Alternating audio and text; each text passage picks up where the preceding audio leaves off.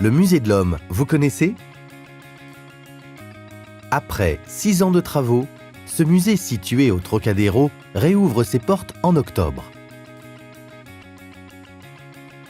Je vous propose de découvrir les coulisses de la réouverture. Alors vite, entrons.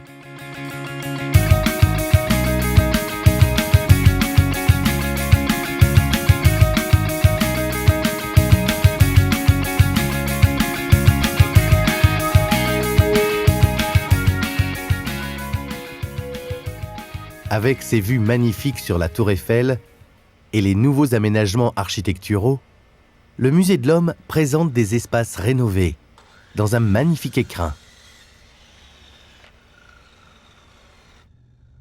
On m'a dit que le musée de l'Homme, ce n'était pas qu'un musée, mais aussi un centre de recherche associé au Muséum national d'histoire naturelle.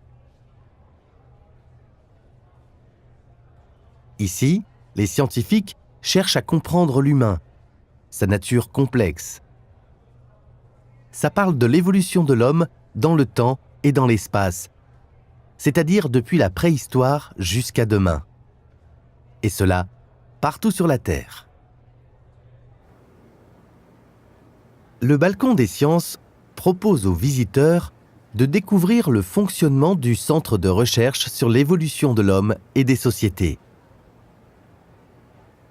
C'est ici qu'on découvre, à travers des vitrines, des multimédias, des vidéos, la démarche des quelques 150 chercheurs. Leur domaine et leur méthode de travail dans les laboratoires et leur site de recherche dans le monde. Il y a des disciplines très variées. Par exemple, la préhistoire, l'ethnomusicologie, la génétique des populations et la paléoanthropologie. Vous pourrez même découvrir des interviews adaptées en LSF des professionnels qui travaillent ici.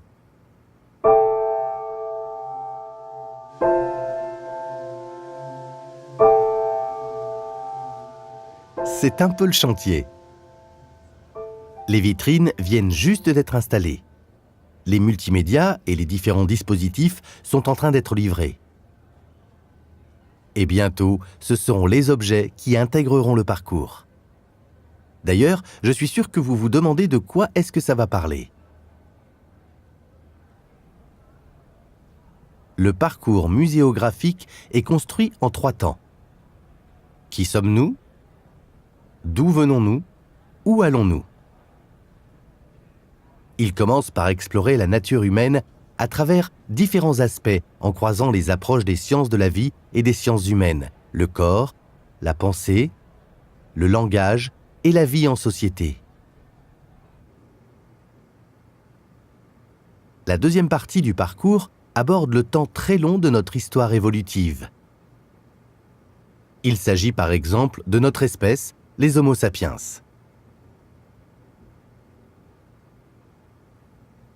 Ce qui est la traduction et le sens scientifique du mot « homme ». C'est une façon de comprendre ce que nous sommes aujourd'hui et comment nous le sommes devenus.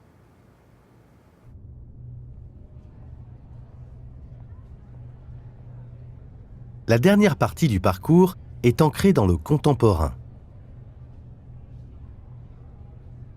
Elle fait le constat des impacts écologiques des activités humaines,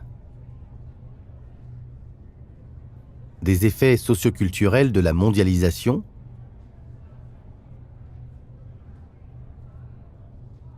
des marges d'adaptation de l'espèce humaine aux environnements qu'elle a elle-même contribué à créer.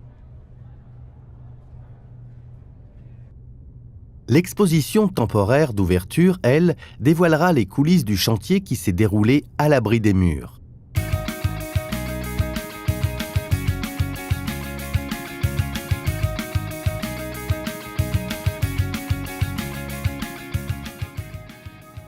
Dans les réserves, les objets sont en train d'être préparés pour intégrer les vitrines dans quelques jours.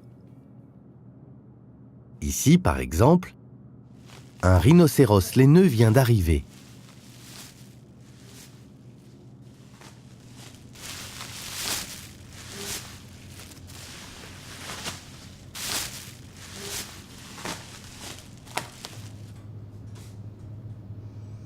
Ici, on range les objets par ensemble pour pouvoir les intégrer plus facilement dans les vitrines qui leur sont dédiées.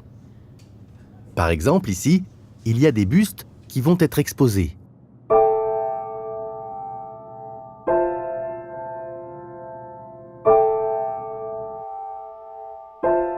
Un sujet vous passionne et vous voulez en savoir plus?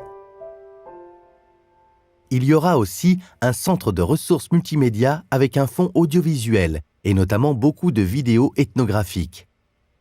Il y a même une bibliothèque spécialisée qui réunit un fonds documentaire important en préhistoire et dans plein d'autres domaines. Également, un auditorium pour des colloques, des conférences ou des débats. On peut aussi repartir avec de beaux ouvrages en passant à la librairie. Un petit creux? Pas de problème. Il y a une cafétéria et un restaurant dans le bâtiment. Le musée ouvre ses portes le 17 octobre. Alors n'hésitez pas à venir le parcourir et le découvrir. Il y aura aussi des visites en LSF. Pour plus d'infos, rendez-vous sur le site internet du musée.